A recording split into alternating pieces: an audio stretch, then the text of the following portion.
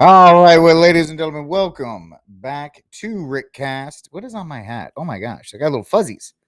It's from my dog. My dog rips up my couch and then she leaves little fuzzies on it. So, yeah, oh, weird. Anyway, welcome, ladies and gentlemen, back to RickCast after a week hiatus in the glorious city of Rome, which I had an amazing time. And I am glad that you guys are here and the wrenches can begin to assemble. Let me, let everybody know that RickCast has returned. Weeks, when you're in the streaming game, taking a week off, taking 7 full days off with no content is essentially killer. It'll destroy your channel because it feasts on daily content and so forth. But I'm glad you guys are coming on in, and I'm glad. I missed you. I missed my wrenches, and it's good to see you all hanging out with me tonight on an interesting Monday. No, it's not even Monday. It's Tuesday. I would have broadcast Monday, but my flight home it was uncomfortable. It was uncomfortable to say the least. First, it was delayed an hour, and then because it rained in DFW, uh, just circling for like 20 minutes, and then we got home late. Yeah, man, YouTube punishes you unless you have daily stuff. So, but it's okay. You know what I mean? We can't be slaves to the algorithm. We actually have to live our lives, especially if this isn't like a paying job. If it's a hobby that we enjoy doing, then we take the sacrifice as it is. And, you guys are coming in, hanging out. Crazy thing is, Restream is not showing me the numbers on X right now, probably because it's like your X numbers are not great, so we're just not going to show you. But it doesn't matter. So, ladies and gentlemen, I am glad you're back. You are back. I know you're glad that I'm back because, come on. But outside of that, we have some things to talk about. I am not going to talk about Trump. I'm going to talk about Trump going into Chicago because I think it's suicide and it's stupid. But I'm not going to talk Trump switching Space Force. I don't care. Trump was supposedly dead. I don't care.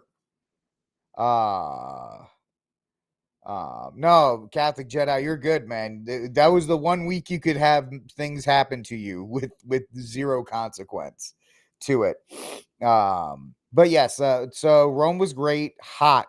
You never believe it, but Rome it is not fun, right? The memes about air conditioning are absolutely true. We were in the what was it? The Marcus Aurelius National Museum. And it was a great museum, but they had the spot ACs. And every time I walked into one of these rooms with one of these portable ACs, I just stuck my face in front of it for like 10 minutes. My wife's like, look at the tapestries. I'm like, look at this air conditioner. This is amazing. This is the greatest invention of all time. um, but outside of that, it was a great time.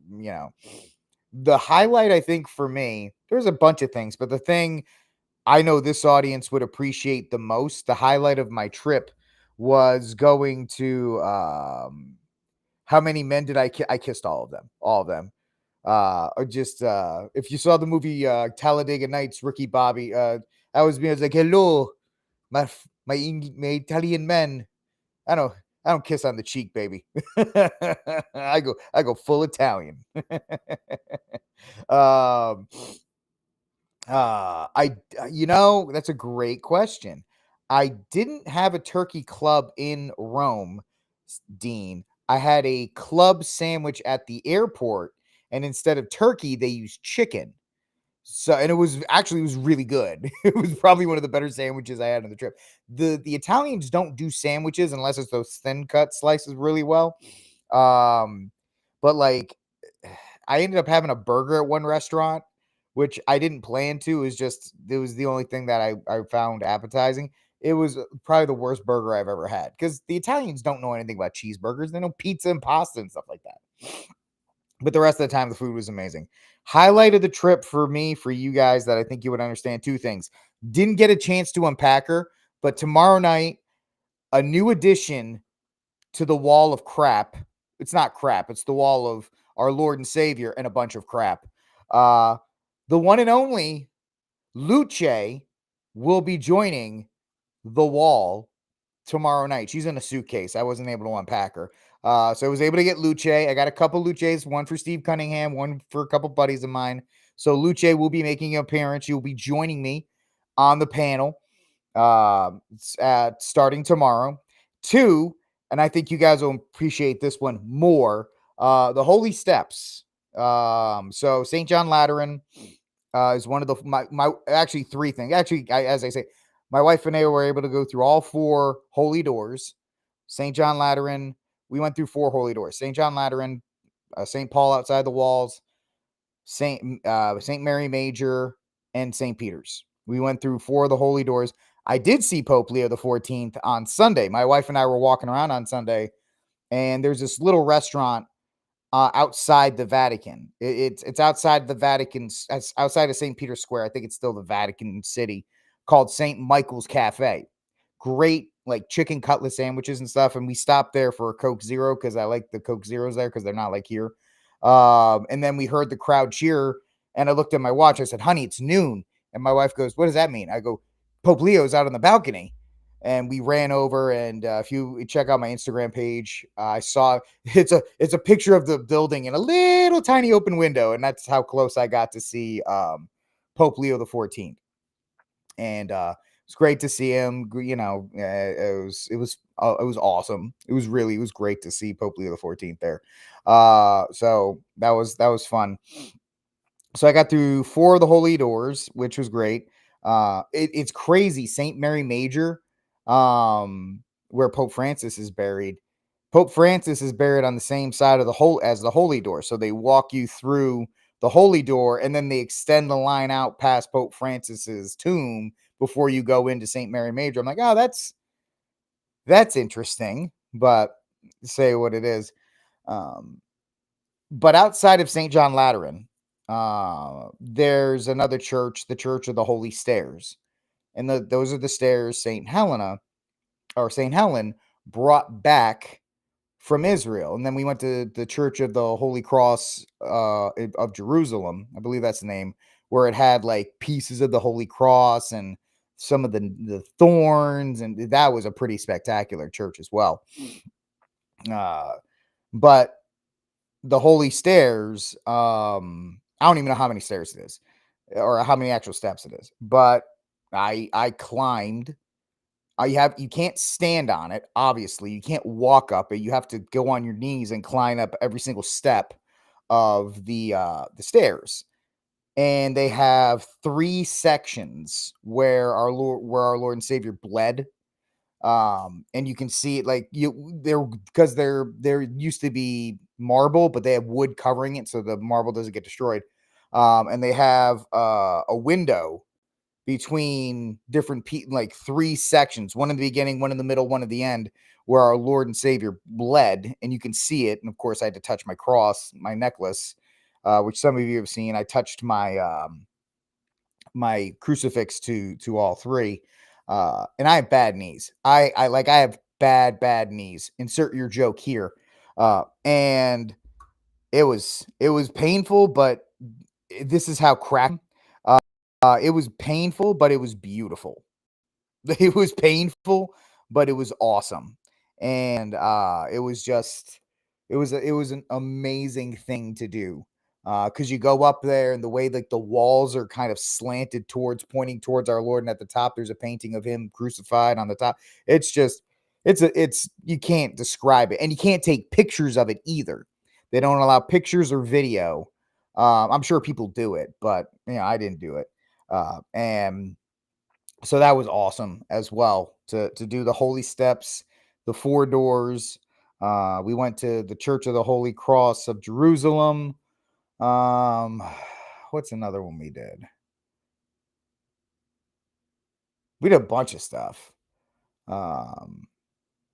Yeah, we did so many that like kind of just goes. It's a how everything kind of just mind melds at one point. But it was a good time. And, for those of you that asked for intentions, I carried them with me uh, on the steps as best I could. And it was, there's inside the Holy Stairs church, there's also a relic of the Last Supper, which is pretty just like mind blowing because you walk into this side chapel. No, unfortunately, some things happened, Dean, that I was not able to make it. I had two churches. You asked me to go about Saint Sabina, and my buddy Sebastian asked me about a church. Uh, Phone, what are you doing?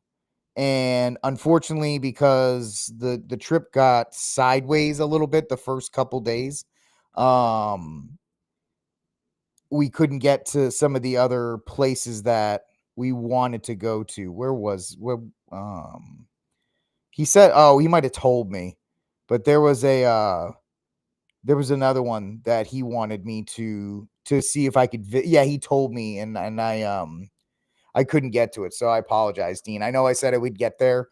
But I didn't. That was my fault. But I wanted to. I wanted to. It's just kind of things we had to juggle some stuff around from the first and second day that was not planned. Not planned. So, but I did like some for my buddy Dean and for some other people there were some, you know, I don't know, has any other person heard of this? I was told by somebody that anytime you enter a new church, there are three graces you can ask for. I don't know if this is old wives' tale stuff or not, but every church I went into, there were three graces, three particular graces that I asked for inside of. Now, I've been through a lot of them, but the crazy thing is when you walk around Rome, you kind of just every time you turn a corner, there's a new chapel or a new church. You're like, oh, this is a church. I didn't know this was a church. Oh, there's a chapel here. There's a relic here. This is kind of crazy.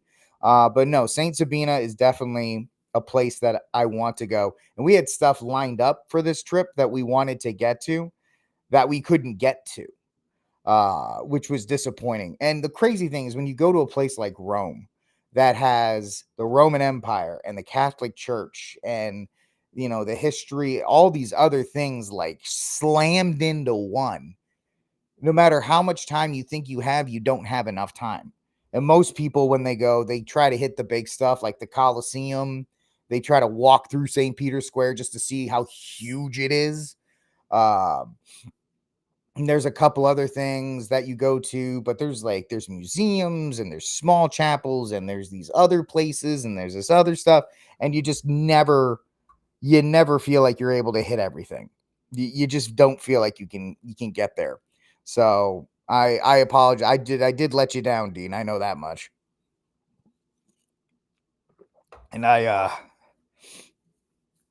yeah, it is the center of the world. That speaking of something else, my wife and I last year and then this year we wanted to go to the spot in Rome because there's a small chapel there, ironically enough, where when Peter was fleeing Rome and he saw our Lord and Savior walking back towards Rome, and Peter was like, "What are you doing?" And he's like, "I'm going back to get crucified because you're too much of a wuss to do it for me."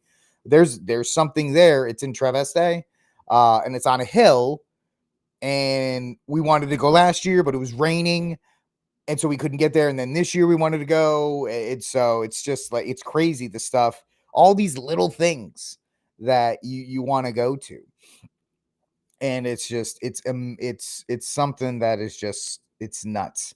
And I'm blessed to have gone twice. I am absolutely blessed to have gone twice, and so um, yeah. Actually, Catholic Jedi, one of the taxi drivers, he may be lying. He's like, I grew up here, still haven't seen everything. I'm like, yeah, I get that because I lived in the Northeast, and it's not a one-to-one comparison, but there's a lot of history in the Northeast from the American Revolution. I didn't see any of it when I was growing up.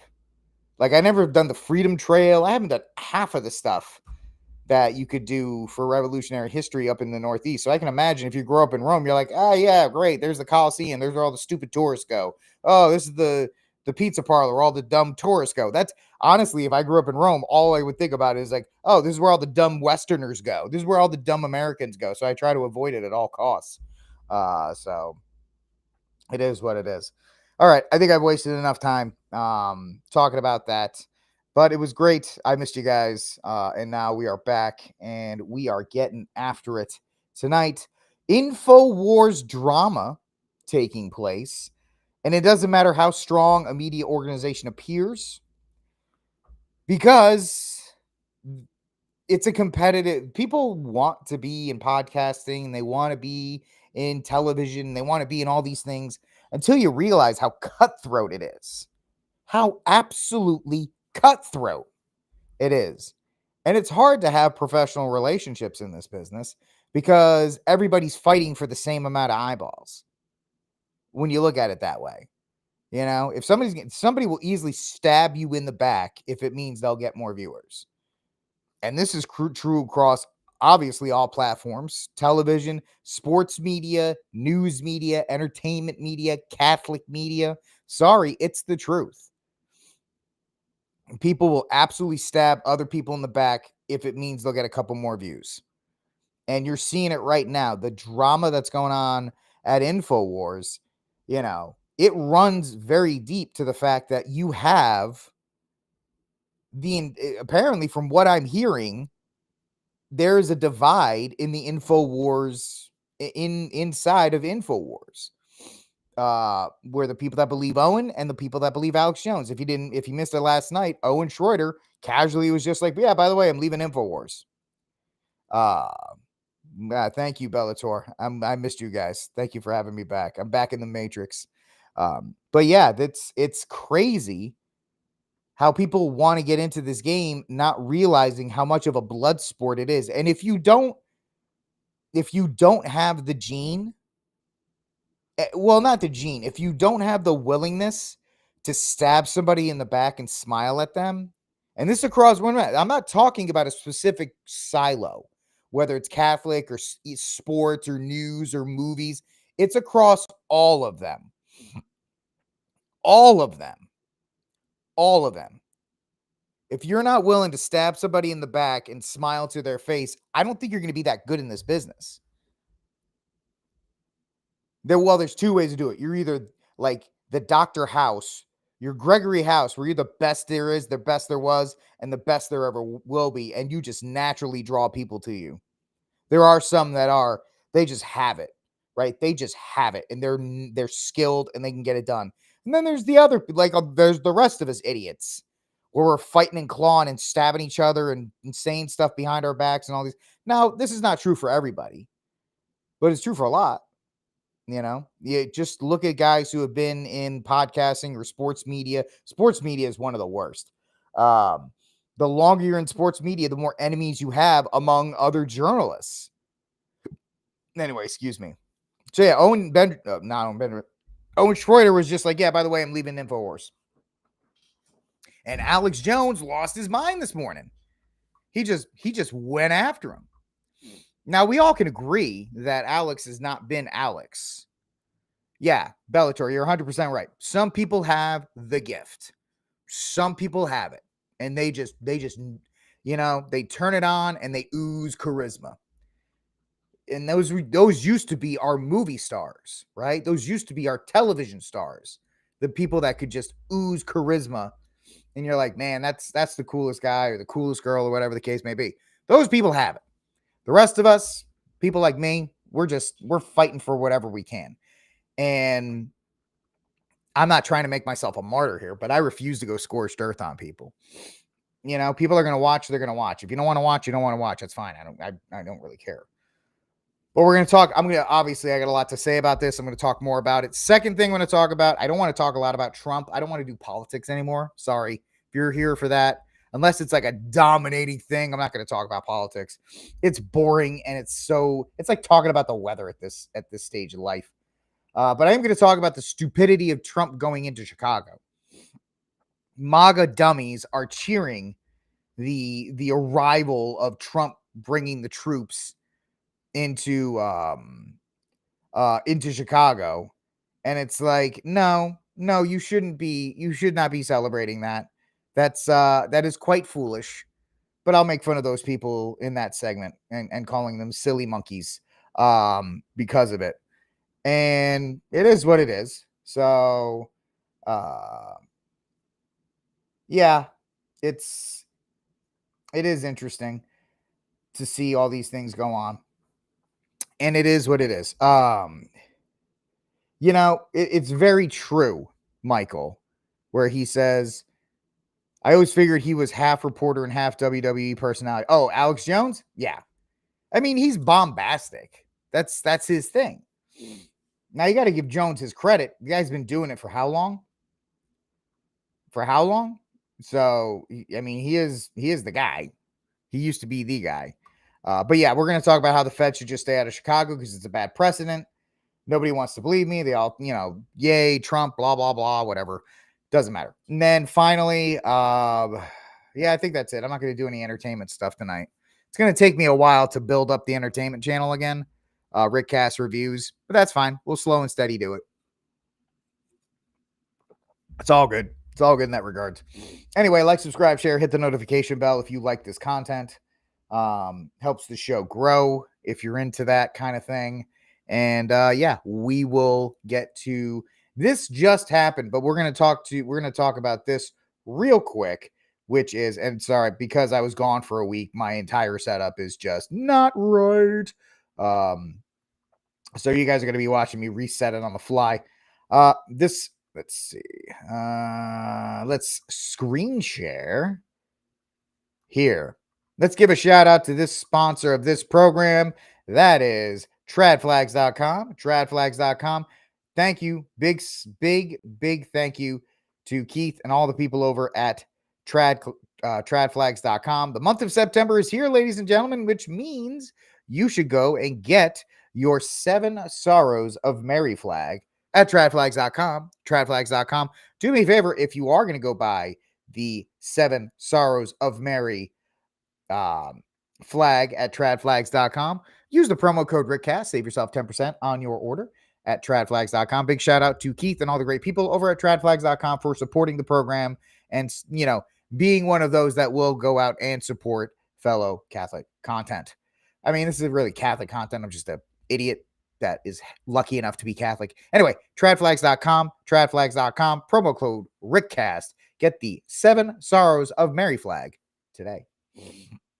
All right, ladies and gentlemen, let's get to our first story, which is, look at this. Oh my gosh. Can you believe this? Can you believe this, ladies and gentlemen? 33,295 pages of Epstein files have been released. This is the moment we've been waiting for. I'm telling you, even our favorite little e-girl who turned into a senator or a representative, Anna Paulina Luna, has told us the day is coming and the day is here as we are releasing these Epstein files, even though Trump said the Epstein files were a hoax and he doesn't believe that we should be talking about the Epstein files. Anyway, let's see what she has to say. Bigger than I think anyone anticipated. We are obviously going to be requesting the SARS reports from Treasury, and also too, following up on that, there's some very rich and powerful people that need to go to jail. I think everyone's been frustrated as to why that hasn't happened before. But it is very much so a possibility that Jeffrey Epstein was an intelligence asset working for our adversaries. But also, too, I think the questions that we have is how much did our own government know about it? And so there's more to follow, and I'm sure you'll be hearing from the chairman momentarily. But I do applaud the victims from coming forward, because we heard from a woman who was as young as 14 years old when she was victimized multiple times by Jeffrey Epstein. So that's hard to hear. Will you sign the discharge petition, the massive discharge petition? I think that the files will probably be released prior. I don't know why Comer hasn't. I think that he should do it, so it wouldn't even have to come to a vote. But I mean, obviously, I've been a huge advocate, even when I was the only one in Congress calling for the release of this file. So I think I'd be happy to, yes. Thank you. What do they call for the victims? Do they want those files released? The victims want information to be out there, but they don't want their personal information, I think, for good reason to be out there. So I think from the get-go, even the Attorney General stated that there's victim information that you have to make sure that's private, being that some of the victims also, too, are as young as 14. That's child pornography. No, thank you, guys.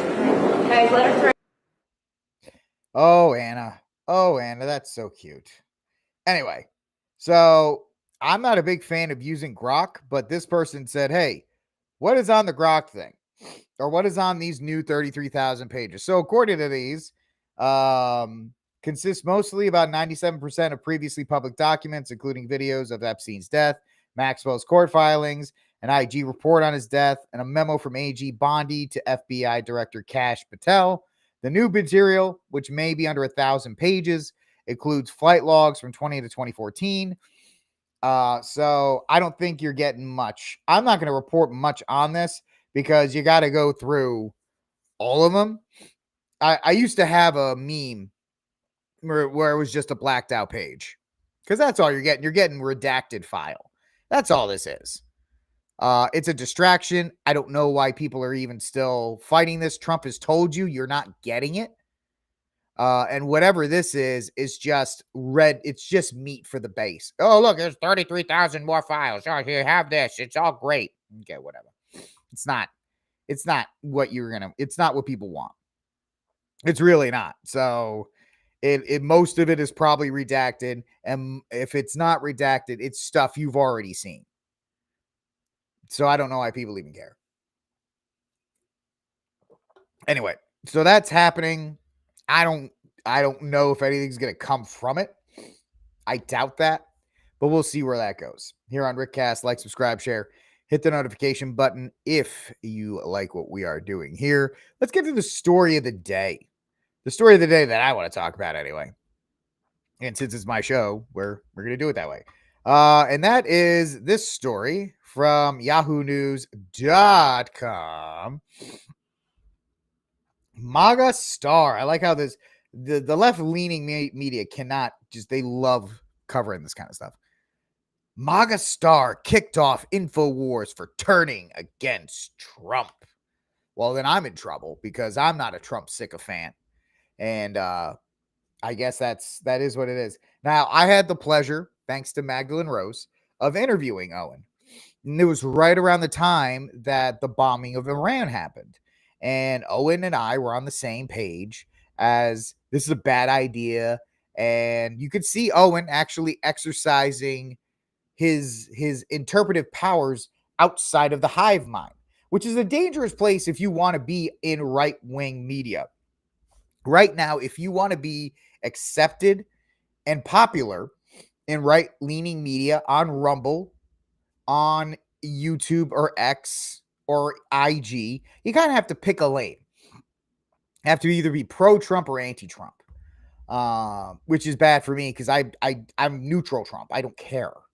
My life doesn't revolve around, Trump waking up as a lot of people who make a lot of money off of him.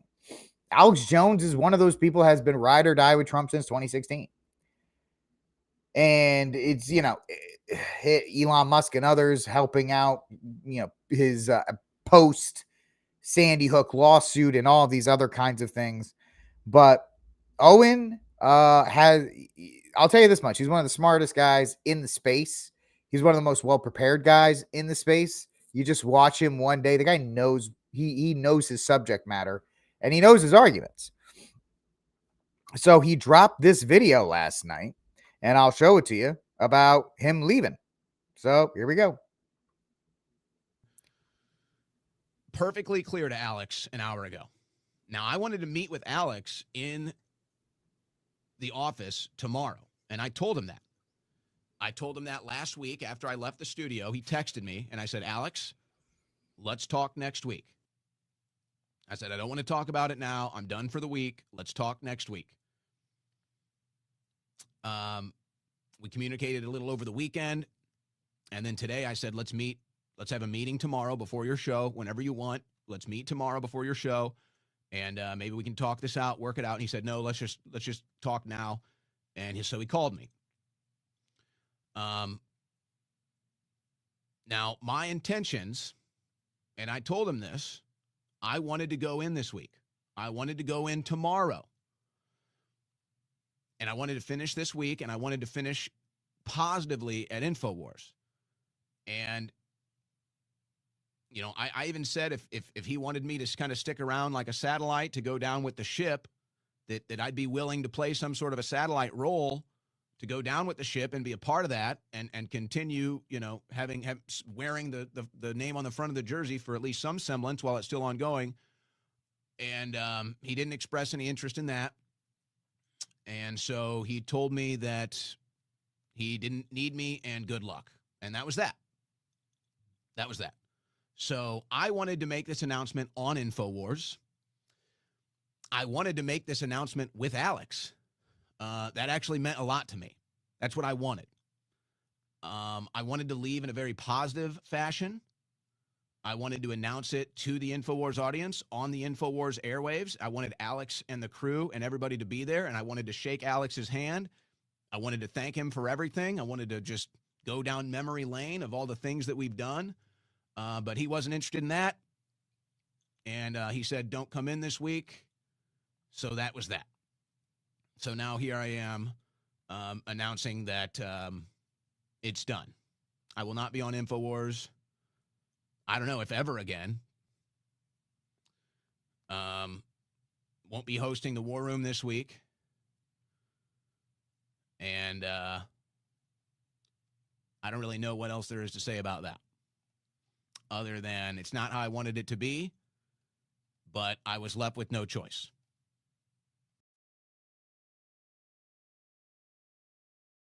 Now, Bellator, you're correct. It should always be done in private. But in this age of posturing and this age of, reputation and trying to keep your reputation and so forth, these things don't happen. Now, I've had experience with a situation like this. Now I've been lucky enough to have 2 opportunities to go with Mike Church on the Crusade channel. First, when he allowed me to broadcast on his network for like 4.5 years.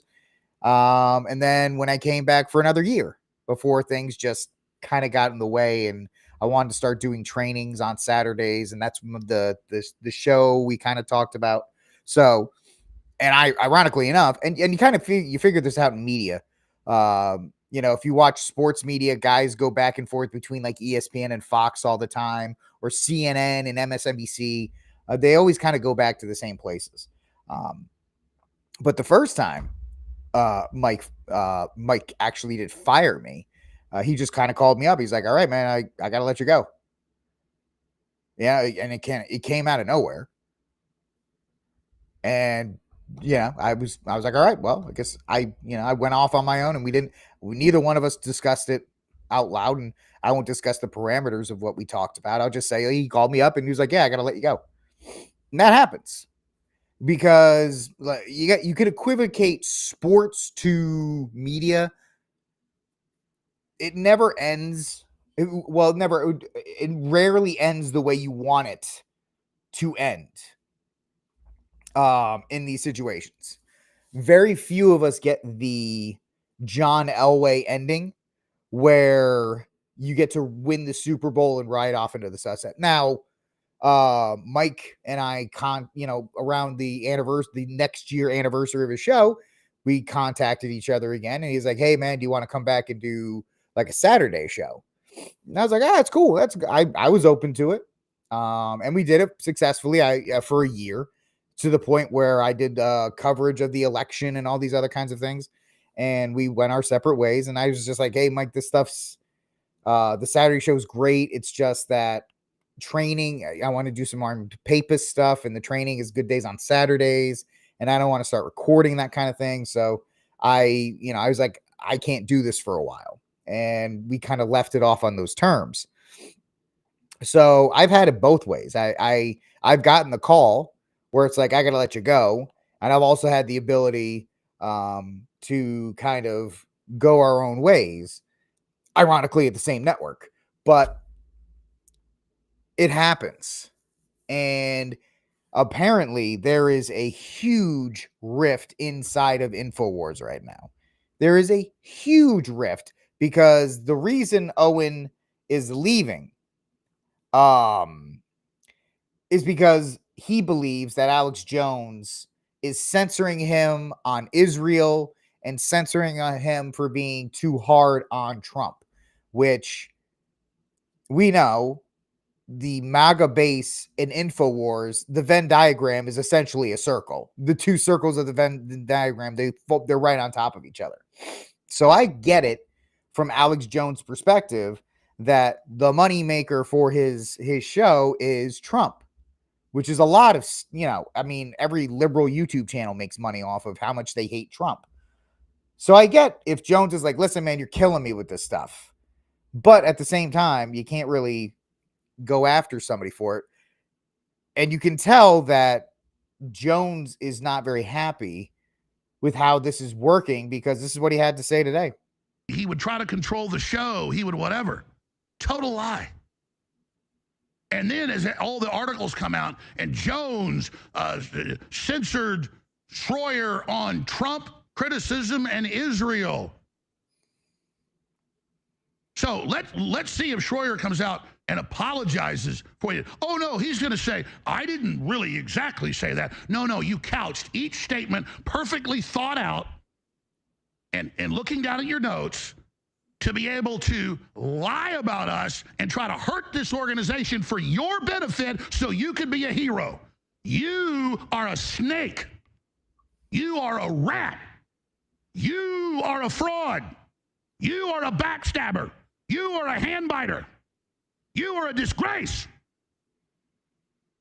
Listen, as tough as it was that first time around with Mike, I have to give Mike a lot of credit that, whatever was said between the two of us was said in private, and we just went our separate ways, which is a huge thing in the age of social media, because you can use breakups to elevate yourself. Because what is X and YouTube and Rumble, all of these platforms, they thrive on one thing. They thrive on conflict.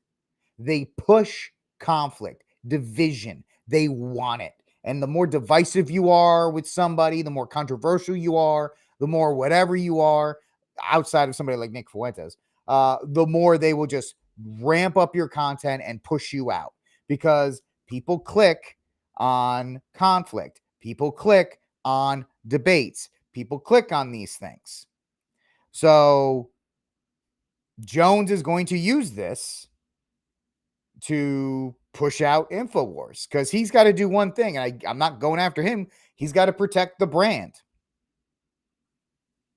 And let me say something else about you. Even before he went to prison for 4 months, and we did the crowdfunding, raised, fought everything for him, all that, he stopped talking to the crew very much and didn't have a good attitude, was pissed off all the time. And then it got to where he'd show up right before the show, wouldn't even talk to the crew. He'd walk by me and say something like, just start laughing at me. Like, again, I'm not in junior high, so it didn't hurt me at that level. It hurt me that he was just like, yeah, I heard you. Yes. Oh, and we can go further. When The Onion, backed by Bloomberg, did the fraudulent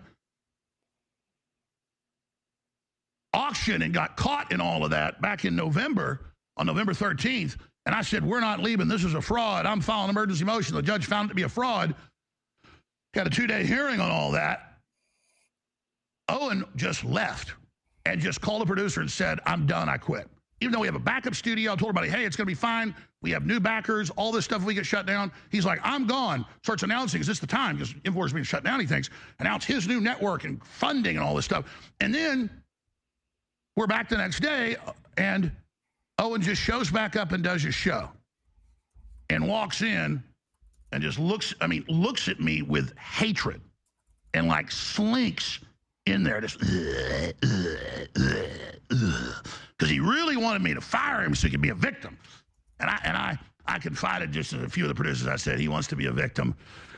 I said, I'm going to have love and say prayers for him that he gets better. I'll be really nice to him, give him extra bonuses. Maybe he'll pull out of it. I tried to talk to him. He's never wanted to talk to me. And I said, but I said, he's going to stab me in the back. He's a new person. And I don't know if it's his personal life. I don't know if it's stuff he's smoking. But I've seen a lot of people get paranoid, that smoke pot and go nuts.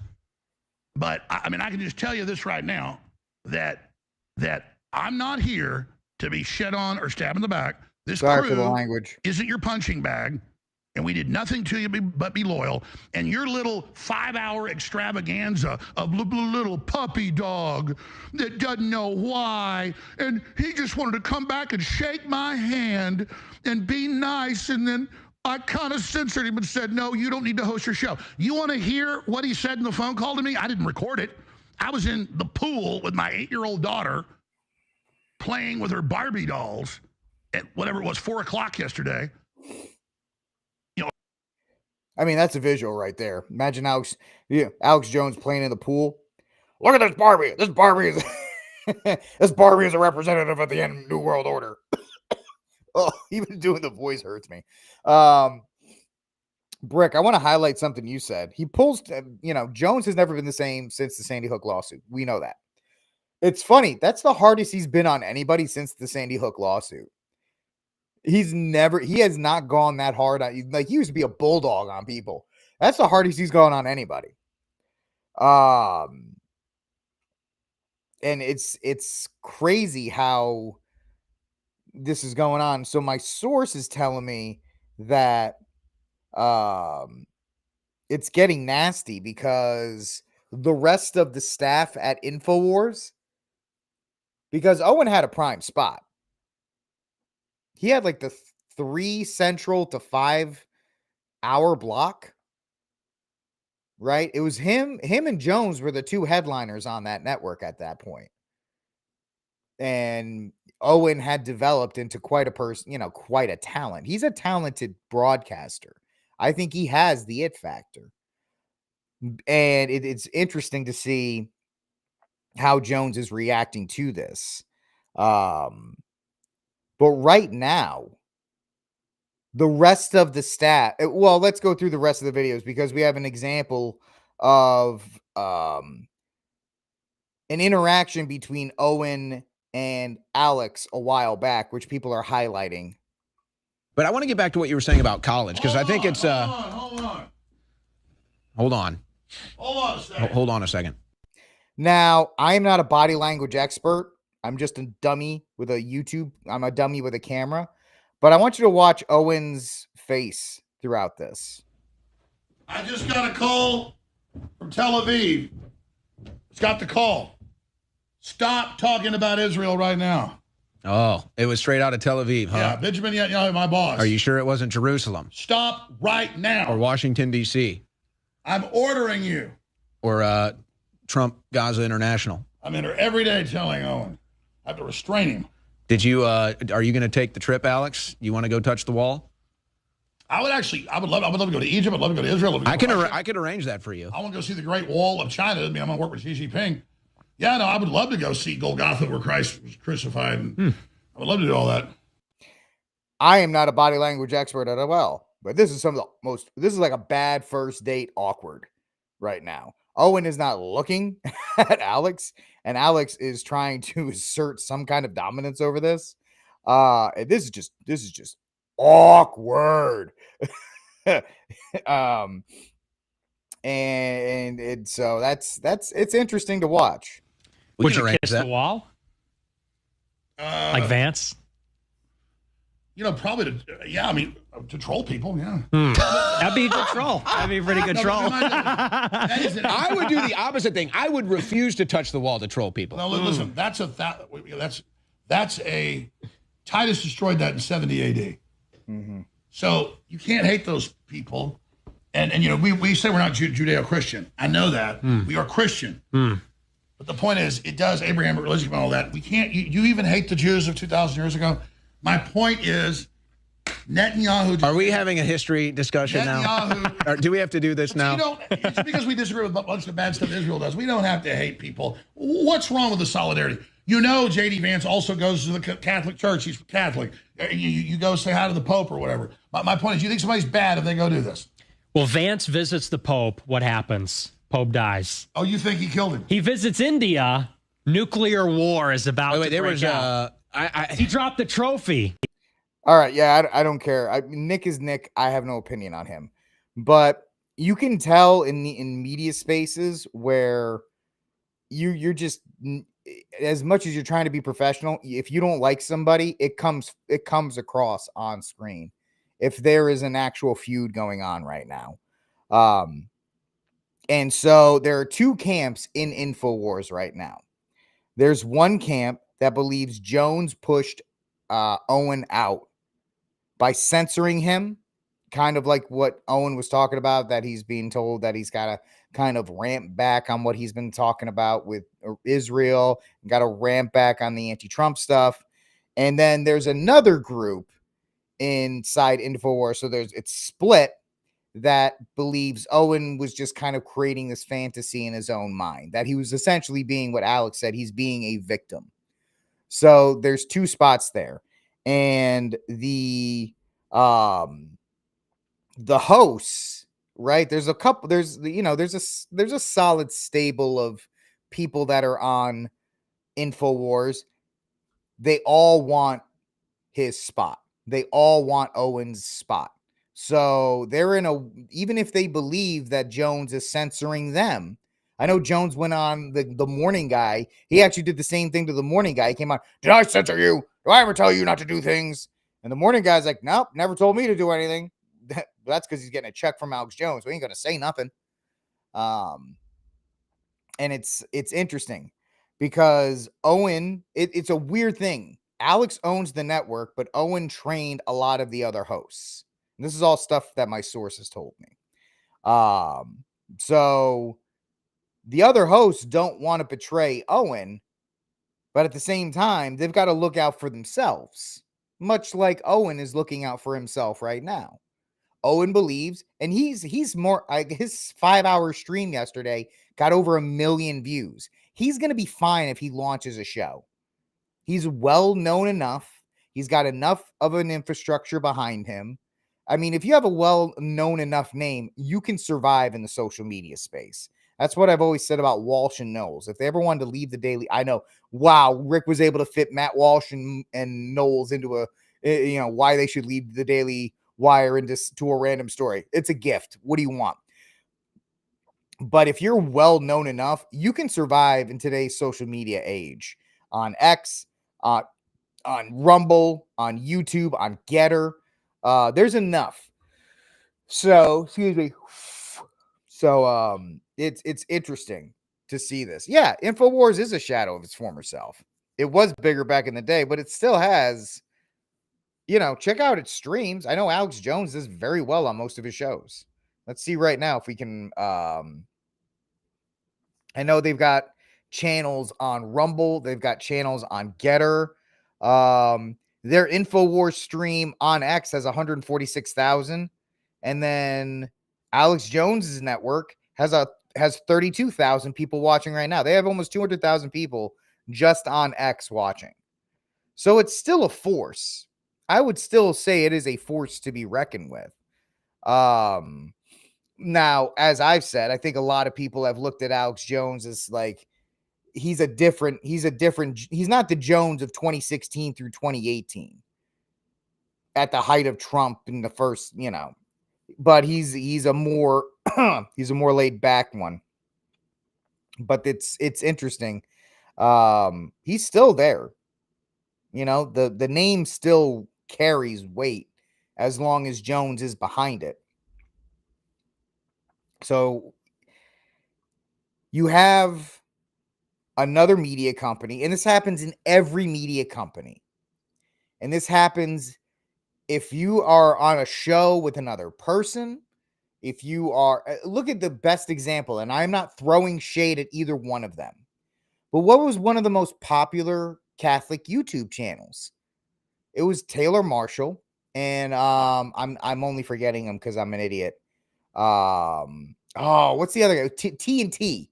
It was Taylor Marshall and Rules for Renegades, the guy who wrote Rules for Renegades. Somebody help me on that. Now I got to look him up. I'm having a brain fart as we speak. Anyway, that was without a doubt the most popular, well-watched Catholic YouTube channel. And those guys have Tim Gordon, thank you. Yeah, Taylor Marshall and Tim Gordon. That show was huge. It was huge. And those guys split up. I don't know why they did. I didn't actually watch the show, but They split up. And unless you do your own show, if you're doing a show with somebody else, there's always a danger between who's more popular, who's the reason people are watching, this, that. It just happens a lot. It happens in network TV all the time, or it even happens in like films. Well, this guy gets more money because he's more popular, blah, blah, blah. Anything in the entertainment sphere is always going to be a battle of ego and a battle of wills. And I only say that to bring this back to what happened at Infowars. Owen Shroyer was becoming, I could make the argument. I don't know why I'm yawning. Please forgive me. I could make the argument that Owen Shroyer was becoming just as big of a name as Alex Jones. And so it's interesting that if you bring somebody in and groom somebody, as your protege, you want your protege to do well, but there's always the time when the backup quarterback is doing really well and you're like, well, that's cool that you're doing well, but you got to back up because this is still my spot. Nobody wants to lose their spot. I guess I am. I am jet lagged. Yesterday, those even like now in the lap of luxury that we have, it's 10-hour flights or 10-hour flights. But the idea that your protege is going to take over for you, usually it's like, well, when I retire, you can take over for me. And a lot of times it doesn't work like that. The protege is ready to go and the protege wants to go now. And that's the reason why a lot of these, like people leave different places. Because another great example, look what happened to Conan O'Brien. Look what happened to Conan O'Brien with Jay Leno. Conan O'Brien was promised the Late Show. Jay Leno wasn't ready to retire. And then there was that whole mess that happened there. So the entertainment industry is blood sport. And unless you're willing to get down and dirty, and I give Owen Shroyer credit. Owen Shroyer cannot lose if he takes the high ground here. Alex Jones is going to do Alex Jones stuff, and he's going to scream and he's going to yell and he's going to call you a demon and a rat and all these other kinds of things, because that's what he can do. He can actually say that to Owen because Owen's not going to do anything to him. Owen's just going to, and I don't think anybody is going to give Owen nonsense if he doesn't respond. It does Owen Shroyer no good to get into a flame war with Alex Jones. He doesn't need it. He doesn't need the profile raise. He's got enough support from people. He can launch a show and get 200,000 viewers. If he started his show tomorrow, he could average about 200,000 viewers, get a couple sponsors and be fine. You only engage in the flame wars and stuff like that if you're looking to try and boost your profile or try to get some clicks and some retweets. Owen Shroyer doesn't need it. So let Alex Jones call you a moron. Owen is living in Alex's head rent free right now if he's doing that. And that's something I have only learned recently as I've gotten older, that somebody talking crap about you is not your problem.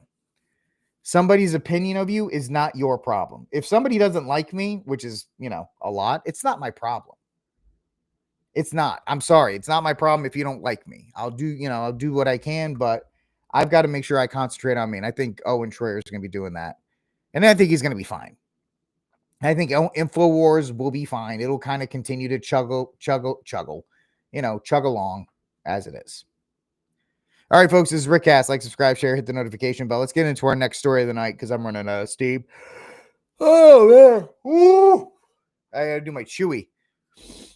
Yeah, I mean, Bellator, correct. Right? Candace Owens averages almost 1 million views. Like her or not, if you look at her channel, she's in the high 800s to 1 million views. Bill O'Reilly is fine. Brett Cooper just got a job on Fox. you know, these companies want to tell you if you leave, you're going to be nothing. And a lot of these people are fine. As long as you're not a total idiot. Like I am. Which is good. But yeah, dude. Honestly, Brick, I'm trying. I find X as an existence to be completely and totally miserable.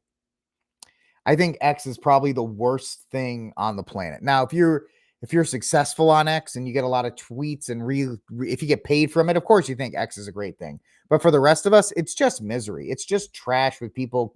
Everybody, you know, you give somebody a bad joke, they call you mentally retarded, or they insult your family, or all this other kind of stuff. X is trash. X is actually a bot farm that a lot of people just don't want to acknowledge. Anyway, let's get to our second story of the night, ladies and gentlemen. From political.com, Trump on Chicago. This is not going to be a long story, obviously. President Trump on Tuesday reiterated his administration was going in and would deploy the National Guard to Chicago, but didn't specify when. Here you go. You can watch Trump say it now. End up on Chicago, though? Well, we're going in. I didn't say when. We're going in. When you lose, look, I have an obligation. This isn't a political thing.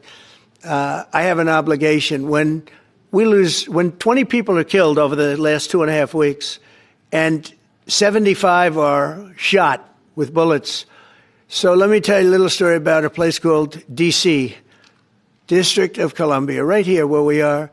It's now a safe zone. We have no crime. It's in such great shape. You can go and actually walk with your children, your wife, your husband. You can walk right down the middle of the street. You're not going to be shot, Peter. Yeah, great. Congratulations. DC's, I turned on the video so I could yawn, and then it pictured me. DC's a federal zone, right? Don't know what that's from, but hey, it's my first show back, so things are all over the place. So you can put the National Guard in there. I didn't like it, but people convinced me, hey, it's a federal area, blah, blah, blah, blah, blah, fine. Can't put the National Guard in a city. I don't care what you MAGA morons, and this is where I lose people, sorry, what you magtards have to say about Trump should put the National Guard troops in Chicago, in LA, in Baltimore. This is how you get a techno state. You dummies. And I say this with all love and compassion in my heart. You dummies. You fools. You brood of vipers. You don't see the forest for the trees. Trump will not be here forever. Vance is not a shoo-in to win in 2028. And even if he does win in 2028, it may not be the thing you want it to be. Do not ever encourage the feds to go into these places. And I know, Michael, I'm not actually talking to you. Michael and I have gone back and forth on this. When I call these people dummies, I don't mean Michael, because Michael Thomas and I talk about this stuff. I'm talking about like the super. Am I? Hey, Bob, you don't have to be here, sweetheart. You can go away, especially with your I heart Trump. All right. Why don't you go lick his golden toilet for me and tell us how great you are? And why don't you do, all these things? Go wrap yourself in your fourth MAGA flag and tell yourself everything's going to be okay because your daddy, Donald Trump, has saved you and absolved you of all your things. I actually don't need Donald Trump to affirm my life, Bobby. I don't need Donald Trump and his MAGA hat to make me feel tough, Bobby. I can actually have the mental capacity to disagree and actually give you reasons why, instead of you go, Trump said this, so I gotta say yeah, because Trump is my guy, and if he says it, then it's good. You are literally the embodiment of the stupid Republican voter, Bobby. I'd say you're trash, but I'd be insulting trash. Do me a favor. If you think I'm that, why don't you go over to the 6,000 channels that'll re-say the same stupid slop that you are just absolutely desperate to hear every single night. Please do me a favor and go to Fox News. They could use your boomer dumbass to go watch. because nobody else is watching that program. Why don't you do me a favor and go watch Fox News and order some reverse mortgages and get some gold with Trump's face on it? Because I don't need your view. I don't need you here. And you're the type of person that's allowing and cheering the feds to go in and put martial law on us. And you clap like a dumb seal because what do you want? Trump fixed thing. Trump fixed thing for me. Trump, fix it, please. Because you don't have your own brain capacity, Bobby. Enjoy your reverse mortgage, you jackass. Anyway. I don't think Restream liked me calling him a dumbass. He is. Brick, that the state has to fix it. The state has to fix it. The government, it is not the government's job. It is not the Fed's job to do it. It isn't. You guys want to be super tough. You think your Lord and Savior Donald Trump's going to be there forever. He's not. He's not, guys. And guess what? Trump, with his, you know what they're doing in Britain? They're issuing the digital ID cards to control immigration. Palantir is being given the keys to oversight and data collection with the military. Trump is instituting the technocracy. But you morons are like, I've got my 4th Donald Trump gold coin. This one has him with a thumbs up on the back. I bought my 15th Trump blanket. I'm so good. Oh, he's so great. And you're all so, you said, whatever, man. You can call me that. That's fine. That's fine. Because I know by you calling me that, I won. I know that because I know that I actually have an IQ above lukewarm soup. Even as exhausted as I am, I'm not even fighting with a full deck tonight. I'm burnt out, but I can still absolutely smoke you like a fine Cuban cigar.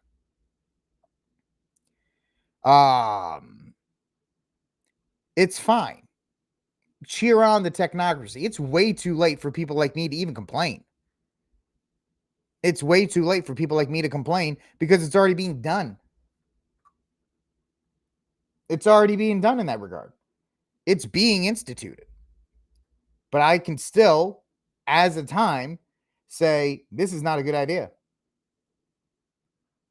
This is not a good idea. We should not be doing this. And we shouldn't put troops. The fact that and I get it, Bobby. And you know what, Bobby? I appreciate you putting that in there because you've just given me more to talk about on this. I get it, Bobby. Because you live for football games on Sunday where you can watch the the expensive jets fly over so you can reaffirm your 14th hot dog and your 75th Bud Light of the day. I just bit my tongue.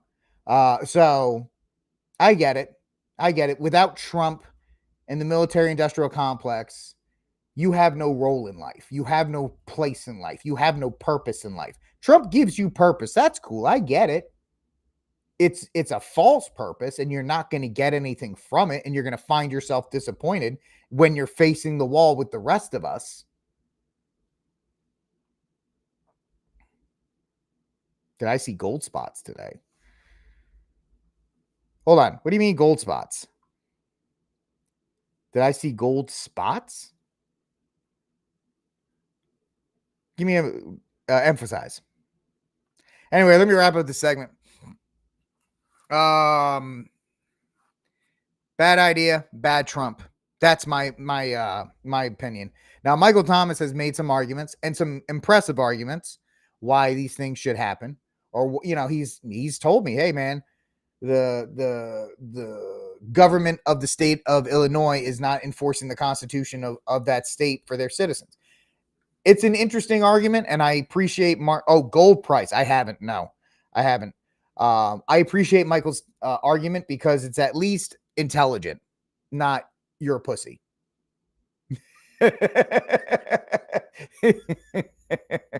That's a little different. You can actually tell me an intelligent argument. What do you think that means, Michael? I mean, do you think that correlates, Michael? Do you think that correlates with the military action in Venezuela? I know there was some military, like we blew up some speedboats and stuff like that. Do you think that has anything to do with it? I mean, I've been out of the country. The only thing I'm going to talk about the Annunciation tragedy to wrap up the show right now. I don't really care about much else politically because it feels like a treadmill. It feels like everything's the same. So for me, it's just kind of, what are you doing? What's that? X, get out of here with that. Inflation. Okay. Yeah. Well, inflation, I agree. Inflation's absolutely out of control. It's 100% out of control. They can't get a handle on. And that's why Trump has been begging the Fed to go back to zero, because there's no way inflation will continue to just run out of control.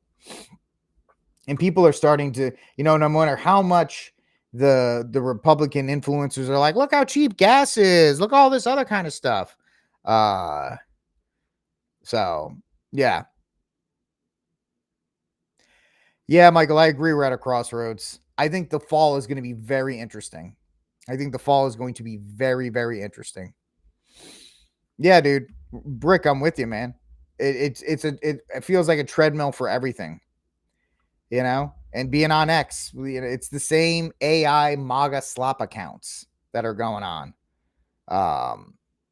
Yep.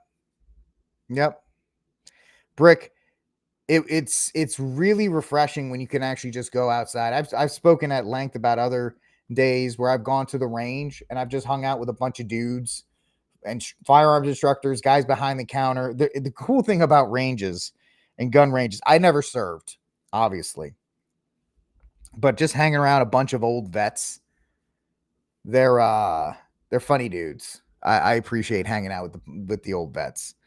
Yeah, dude. I think inflation is so out of control right now that I think the fall there might be it might fall off a cliff. It may not be the fall, but I think it might fall off a cliff sooner than people expect. I think I read a tweet somewhere where Trump was talking about that the housing market needs a help. Dude, the only thing that's going to help the housing market is a total crash. It's going to be a crash and a bailout. There's going to have to be some kind of bailout program for all these people that bought homes during COVID. Because these homes, everybody's homes, if you bought them in 2020 or after, they're overinflated right now. Most people that bought a home, I was lucky. I bought a home in 2019. I bought the home I'm sitting in 2019. So I got in just before COVID hit. So we locked in everything. So we were lucky. But if you bought a home 2020 or beyond, your house is most likely underwater. And I think that's coming. Yeah, I thought a lot of us, I thought too, Bellator, that 2027, 2028 was going to be really the effect. But I don't think I think the tariffs, whether you like them or don't like them, I think they are bringing more of an impact on people than we've been led to believe. I think that changed a lot of the economic factors. Bankruptcy filings are up. Car payments are not, delinquencies, they're all up. People are noticing the price of food is going up. And it's, Vegas is empty. I know Michael can attest to that.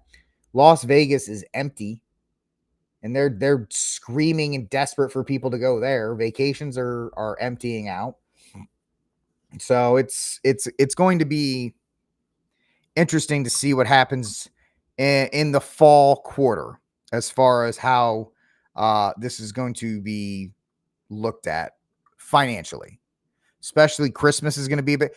Let's see how they do in Halloween. Halloween is $1 billion industry. And we'll see how the spelling of the spending on Halloween goes. That's going to be an indicator for Christmas. Yeah. So ask Steve Cunningham. I mean, you're just for one person, $220 if you want to eat healthy. If you actually don't want to eat like a third-class citizen, it's pretty expensive. All right, let me just get some thoughts on the Annunciation, the tragedy last week. I think it was a week ago officially. Happened Tuesday last week, right? Monday or Tuesday or Wednesday.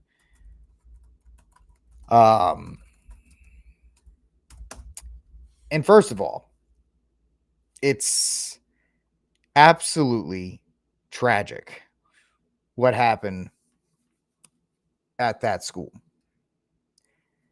2 beautiful, innocent lives were lost, 8 and 10 years old. And it hurts because watching this play out has kind of been what I've been begging people to listen for 2 years. Now, I'm not trying to make this about me. Somebody will accuse me of this, but I hope they hear the whole thing. I started the Armed Papist, used to be the Armed Catholic, the Armed Papist in 2022 with just the goal of ringing the bell and saying, listen, man, listen, we have to do something. These churches are vulnerable. Our churches are vulnerable. We can't, guys, you have to step up. And the empathy that people gave me and the pushback I got, and I'll never mention it, but there are Catholic accounts, Catholic YouTubers now that are talking about protect trans kids and all these other kinds of things that wouldn't put me on their show because they were afraid that I was going to scare certain viewers of theirs. They didn't want anything to do with me, and that's fine. That's their right. Can't say anything about it. I think it's ironic that now everybody is pro-gun and pro-defending their churches when for the last 2 years I was telling people, hey, I got a book out. We should talk about these things. They're soft targets. And I got a lot of people going, Rick, what do you want us to do? What do you want us? You want us to pay for security? You want us to actually like monitor the churches? You want us to actually do stuff? Why can't we afford the police? We can't afford these things. And I just had to bite my tongue and say, okay, I get it. And then things like the church incident in New Orleans, where the assailant got inside the church, and I told people back then, I said it on News from the Pew, you can't let these people into the church. Well, Rick, what do you want us to do about it? Guys, are you willing to give up part of your Sunday to sit in the parking lot and observe? You don't have to have firearms. You can sit in the parking lot and observe and talk to the security teams inside, or just communicate with people inside. Rick, what do you want us to do that now? Okay. And I think I don't blame any of these people. I think we all, and myself included, we all fall for the normacy bias. The idea that it can't happen to us. Totally understandable, totally reasonable. And I'm not saying that had any direct, these conversations did not lead to what happened in Minnesota. That was actually too many layers, which was, it was a school zone on top of a church. So there's a lot of different things. What I'm talking about with these dioceses, I can't even talk about here because it's a school zone and you have that problem. So everything I'm talking about here doesn't necessarily translate to it. However, after the incident, you had people calling for gun control. You had people on the right calling for gun control. I don't think trannies should have guns.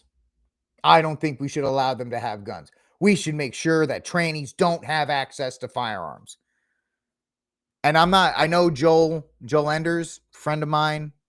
I consider him a friend of mine. I have nothing against him. I think he's a good dude. I don't know what he thinks about me. That's what I'm saying. He said that. And I think it's a justified response when they say these people should not have guns. They are a danger. I will respectfully disagree. I think it's a bad idea. I think gun control right now they have red flag laws in Minnesota. Red flag laws did nothing to do this. My question to people when they want red flag laws is, do you think if you called a red flag law on a tranny that the cops are going to go get that gun? I want you to think about that. You want red flag laws because you don't want trannies to have firearms. Do you think the police are going to take the guns from a tranny? Because they won't. Right now, they have non-binary on the 4473. Yeah, on your gender, you can identify male, female, or non-binary. The government endorses it. Secondly, if you okay gun control for one group, then you okay gun control potentially for all groups. That's my big thing.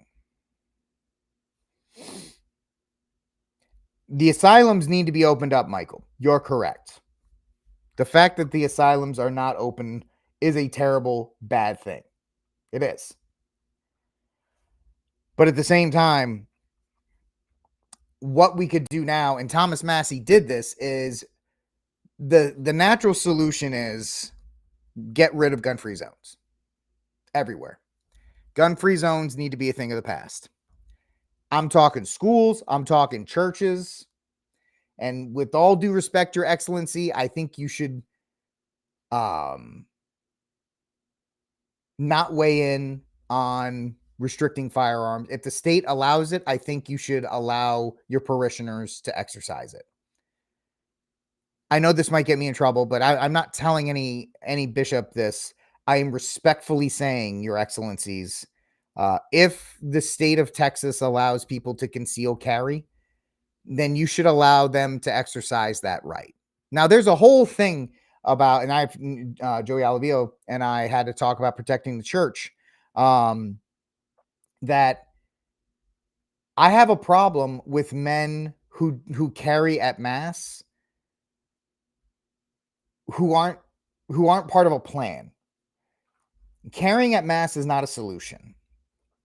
I know people think it is, but if you actually look at training scenarios, there's a lot of confusion. And I've done force-on-force training in church scenarios. The confusion that happens between who's a good guy, who's a bad guy, and I'll throw myself into this outside of the force-on-force training. That was a couple years ago. I've only shot a couple times this year. I try to shoot once a quarter if I don't shoot once a month. And I throw myself in this right now. I have not upped my training to the point. I've done enough training in the past, but right now my current level is not as high as I need it to be. All I do is punch holes in paper. And if that's all you can access to, that's fine. That's what you need to do. But it's really different, punching holes on paper in an environment versus actually getting into a force-on-force scenario, which is why I recommend everybody to find force-on-force training, or there's just weekend seminars. There's stuff you can do. There's even videos you can watch to prep your mind for these things. I think the response this weekend of we're all carrying in church now, I like the idea, but I think that could actually cause more harm than good. And I know, I hope you're listening, and I'm not flaming anybody or going after anybody for doing it. I respect the fact that you're carrying and that you want to defend your families and other people. My point is, I don't like the scenario of a shooter being in the church and then a firefight happening in the church. That's why I tell people, if the shooter's in the church, you've already lost. And a lot of people don't tend to agree with this. But if your assailant is in the church, you've already lost because of the chaos that will ensue. And once again, myself included, I've got to go back and do more force-on-force trainings myself. Right? Because as soon as the shooter's up there, if you bring your gun up and I don't know you're a part of him, and I see you bring your gun up and everybody's got guns now, which is awesome. But what is the strategy? There's multiple things you have to think about in these. There's the training, there's the event, and then there's the post. People talk about training and they talk about the event. A lot of people don't talk about the post. And a lot of people just say, hey, I carry. Okay, that's great. You have a right. If you have a right to carry and your priest says you should carry, allows you to carry, do it. Obviously, you don't care what I think anyway, and that's fine. I'm not saying you shouldn't. I'm saying that having it is not enough. I'm saying that you need to be proficient with it. And once again, I throw myself in there. This year, I have not trained to the level that I need to. Bellator, I understand it's expensive, but the way I tell people when I do my license to carry classes, if you are going to get into this field, you can't cheap out on it. You can't cheap out on it because we're talking about matters of life and death. And the expression of rising to the level of your training is true because there's Lieutenant Colonel Jeff Cooper's color palette. You know, most people think that they're going to react in a professional, you know, normal way. You're in a fight or flight mode. Your adrenaline's going to dump. Your fingers are not going to work. Your vision is going to focus. It's going to go tunnel vision. You're going to lose. Some people lose auditory hearing. Your memories will be jotted. You'll have false memories. These are things we don't talk about. So if you're going to do it, you have to commit to it. And that's why I'm throwing myself into it. That's why I'm throwing myself into it. Right? I spent the money on one of these little SRT guns, CERT guns. Right? It's great for dry firing, great for trigger control, great for presentation out of the holster. You know, if you're appendix carrying, bring it up and so forth. So yeah. I'm not trying to talk anybody. I know people will try to farm this if they even care for clicks and saying Rick's an idiot and blah, blah, blah, blah, blah. I'm the only guy that's been talking about this for an extensive period of time outside of a guy like Joey Olivo. I respect him so much I can't say his last name because I'm retarded. But the fact is, having a gun, and I would say this to anybody, is not enough if you're not going to train with it. It's expensive. I get it. I understand. And I will Bellator. You're right. If you can just dry fire, it's better than nothing. It is better than nothing. I will give you that. You are correct in that regard. But the fact of the matter is, he is a great guy. He's amazing. Like, you know, I thought I was the only guy in it, and then I talked to him when he's like, I've been doing this for 10 years, and I'm like, wow, dude, you're awesome. I turned into that SpongeBob meme. I was like, tell me more.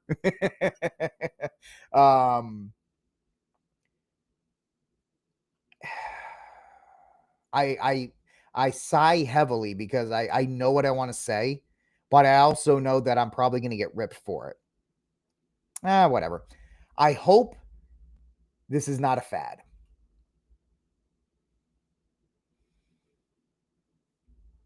I hope it's not. Because we are in the moment.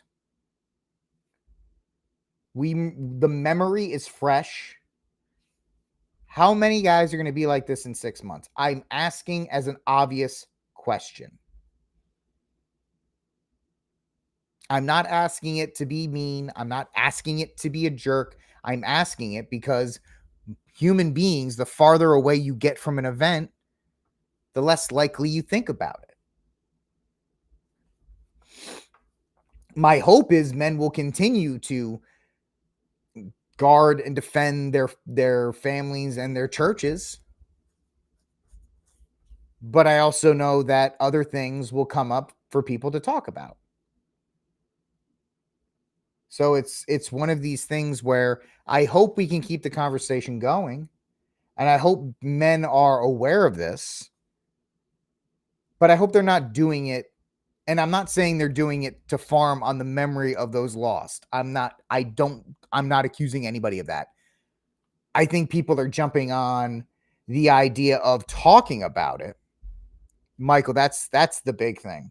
Michael, that's why I'm hoping men will take this seriously and not doing it to say, like, hey, we should do this. And then, the next thing comes on.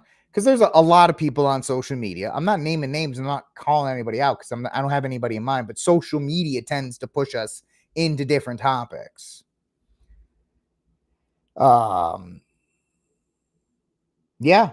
Brick, somebody that can do first aid is more valuable in a week-to-week setting of a church than a guy who carries a firearm. I'm first aid trained as well. I have a simple, you can go to the redcross.com and you can do an online course and get just basic red card certification. And then I have emergency first aid training from USCCA, whatever you think of that. And it's one of these things people have to just, I think men have to keep it in their minds. And I think what I'm trying to say is, as men try to continue to talk about this in the future, we're going to get don't worry about it. It hasn't happened in a while, blah, blah, blah, this, that, and the other thing. I know I'm not communicating it well because I know some people are going to be mad at what I'm saying and they're going to say that I'm dogging. I'm not dogging anybody. I'm not dogging anybody. I just want men to know that their duty exists and that they can exercise that duty and hopefully continue to do so. All right, that's all I got for you guys this evening here on RickCast. Do me a favor, like, subscribe, share, hit the notification bell to help the show grow. Big thank you to our sponsor, Tradflags, tradflags.com, promo code RickCast. I'll talk to y'all tomorrow night. God bless. And until that day comes, free Dexter Taylor.